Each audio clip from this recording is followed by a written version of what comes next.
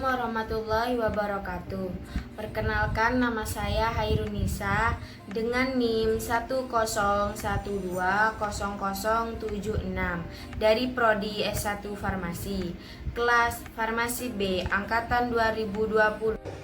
Assalamualaikum warahmatullahi wabarakatuh. Perkenalkan, nama saya Haningga Sindah Pradika, NIM 101200077, Prodi S1 Farmasi, kelas B, angkatan 2020. Assalamualaikum warahmatullahi wabarakatuh. Perkenalkan, nama saya Meta Yulinda Kurniawati, NIM 101201003 dari S1 Farmasi, kelas B, angkatan 2020. Assalamualaikum warahmatullahi wabarakatuh. Perkenalkan, nama saya KDJ, NIM 1012005. Assalamualaikum warahmatullahi wabarakatuh. Nama saya Muhammad Naufal Taufiq Rahman dengan NIM 101201008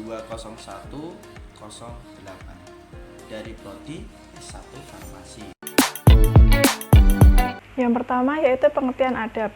Adab sendiri memiliki arti kesopanan, sopan santun, moral, tata krama, nilai-nilai yang dianggap baik oleh masyarakat, kehalusan, dan kebaikan budi pekerti. Jadi, setiap orang harus memiliki adab dalam berperilaku sehari-hari. Saya akan menjelaskan adab kepada orang tua. Yang pertama, tidak memandang dengan tatapan tajam. Kita sebagai seseorang yang lebih muda dianjurkan untuk tidak memandang orang yang lebih tua dengan tatapan yang tajam dan tidak menyenangkan. Berikan tatapan yang lembut dan hangat ketika kita berhadapan dengan orang yang lebih tua. Selanjutnya, tidak mendahului bicara. Jadi ketika kita berbicara dengan orang yang lebih tua, sebaiknya kita mendahulukan mereka untuk berbicara. Hal tersebut dapat membuat hati mereka senang. Selanjutnya adalah berbicara dengan nada yang lembut. Jadi saat kita berbicara dengan orang yang lebih tua, sebaiknya kita menggunakan nada yang lembut dan sopan santun. Selanjutnya adalah mendahulukan orang tua dan meminta maaf. Jadi hendaknya kita mendahulukan kepentingan orang tua dahulu dan selalu meminta maaf jika kita melakukan perbuatan salah kepada orang tua. Selanjutnya, selalu berkata baik dan menafkahi orang tua. Jadi ketika orang tua mencela atau berkata buruk kepada kita, sebaiknya kita tetap membalas dengan perkataan yang baik. Dan bagi seseorang yang sudah bekerja, hendaknya memberi atau menafkahi kepada kedua orang tua. Jangan takut kalau hartanya habis, karena hal tersebut adalah salah satu bentuk dan adab untuk berbakti kepada kedua orang tua. Selanjutnya, selalu mendoakan. Sebagai anak, kita wajib untuk selalu mendoakan kedua orang tua kita. Yang terakhir, menjaga silaturahmi. Meskipun sudah berkeluarga atau sudah dewasa, kita harus tetap menjaga silaturahmi dengan kedua orang tua. Di sini saya akan menjelaskan surat tentang adab kepada kedua orang tua, yaitu surat At-Taubah ayat 114. Bismillahirrahmanirrahim. Wa ma kana istighfaru Ibrahim li abihi illa an mau'idatin wa'adaha iyyahu falamma tabayyana lahu annahu aduwwun lillahi tabarra'a minhu inna Ibrahima la'awwahun halim. Yang berarti dan permintaan ampun dari Ibrahim kepada Allah untuk bapaknya yang tidak lain hanyalah karena suatu janji yang telah diikrarkannya kepada bapaknya itu. Maka tatkala jelas bagi Ibrahim bahwa bapaknya itu adalah musuh Allah, maka Ibrahim berlepas diri daripadanya. Sesungguhnya Ibrahim adalah seorang yang sangat lembut hatinya lagi penyantun. Quran surat At-Taubah ayat 114. Jadi saya akan menjelaskan tentang adab seorang murid terhadap guru. Islam mengajarkan kepada umatnya akan mengerti pentingnya menuntut ilmu. Kata Nabi Muhammad SAW bersabda, tuntutlah ilmu walau sampai ke negeri Cina. Meski ini berupa perumpamaan, tetapi kalimat tersebut memiliki makna yang mendalam bahwa ilmu harus dicari sejauh mungkin. Dalam menuntut ilmu, seorang murid harus selalu menghormati, menghargai, dan menjunjung tinggi seorang yang mampu menjadi sumber ilmu tersebut. Dalam hal ini, adalah guru atau dosen yang begitu berjasa terhadap kita semua.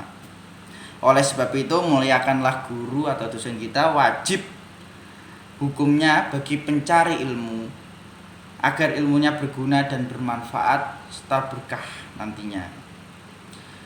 Imam Al-Ghazali dalam risalahnya yang berjudul Al-Adab fid Din dalam Majmu'ah Ar-Risalih Al-Imam Al-Ghazali mengatakan bahwa seseorang murid harus memiliki adab yang baik terhadap seorang guru. Ada 10 adab yang dikatakan dari Imam Ghazali tadi. Yang pertama, adab terhadap guru yaitu memberi salam. Yang kedua, tidak banyak bicara di depan guru. Yang ketiga, berdiri ketika gurunya berdiri. Yang keempat, tidak mengata-ngatakan guru. Yang kelima, tidak bertanya-tanya kepada teman duduknya di dalam majelis yang ada gurunya. Yang keenam, tidak mengumbar senyum ketika berbicara kepada guru. Yang ketujuh, tidak menunjukkan rasa terang-terangan karena memiliki perbedaan dengan guru. Yang ketujuh, tidak menarik perkayaan guru ketika berdiri. Yang kedelapan, tidak menanyakan suatu masalah di tengah perjalanan hingga guru sampai di rumah. Yang kesembilan, tidak banyak mengajukan pertanyaan kepada guru ketika guru sedang lelah. Yang kesepuluh, tidak mengata-ngatakan seorang guru. Begitulah nanti dalam hadisnya berikut ini. Di sini saya akan membacakan hadis adab kepada guru. Sebagaimana Rasulullah SAW bersabda, laisa minna man lam yarham sogirona wa yujilla kabirona wa yafi li'alimina. Yang berarti, bukanlah termasuk golongan kami orang yang tidak menghormati orang yang tua, tidak menyayangi yang muda, dan tidak mengerti hak ulama. Hadis riwayat Al-Bazzar 2718. Baik, di sini saya akan menjelaskan adab sesama manusia. Yang dinamakan adab adalah menggambarkan baik buruknya seseorang, terpuji dan tercelanya akhlak seseorang, baik dan buruknya seseorang dalam memperlakukan seseorang. Demikian bisa dikatakan seseorang itu bisa mulia dan terhormat di sisi Allah. Berikut ini adalah contoh-contoh adab sesama manusia. Yang pertama, menampakkan senyum dan bersifat lemah lembut sesama manusia, saling tolong-menolong, saling memberi nasihat. Hal itu termasuk kesempurnaan kepersaudaraan. Seharusnya dalam persaudaraan kita bersifat saling merendahkan diri dan tidak boleh meremehkan yang lain. Berakhlak terpuji, toleransi, berbaik sangka terhadap saudara dan tidak boleh memata-matai kegiatan mereka, saling memaafkan dan menahan amarah.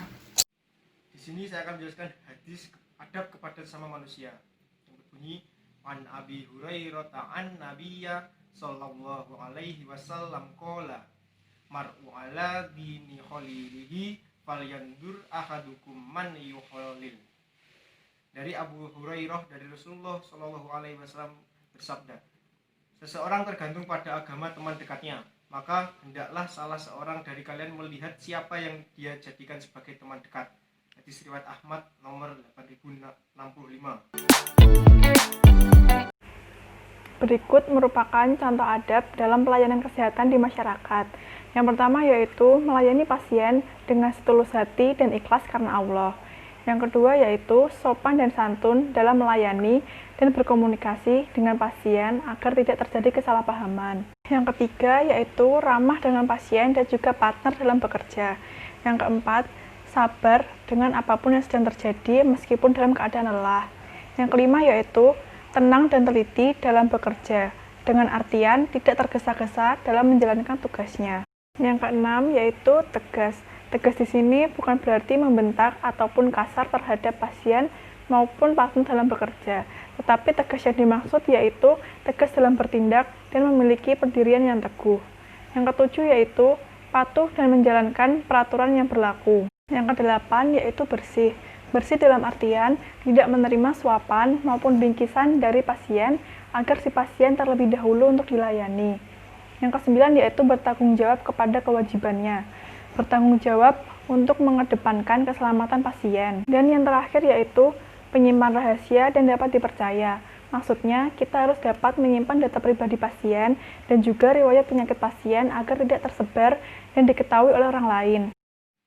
Di sini saya akan menjelaskan surat tentang adab kepada pelayanan kesehatan di masyarakat, yaitu surat Al-Bayyinah ayat 5.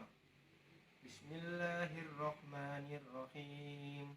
Wa ma umiru illa liya'budullaha mukhlishina lahuddin hunafa'a wa yuqimus sholata wa yu'tuz zakata wa dzalika dinul qayyimah. Sadaqallahul azim. Yang artinya padahal mereka hanya diperintah menyembah Allah dengan ikhlas menaatinya semata-mata karena menjalankan agama, dan juga agar melaksanakan salat dan menunaikan zakat. Dan yang demikian itulah agama yang lurus atau benar.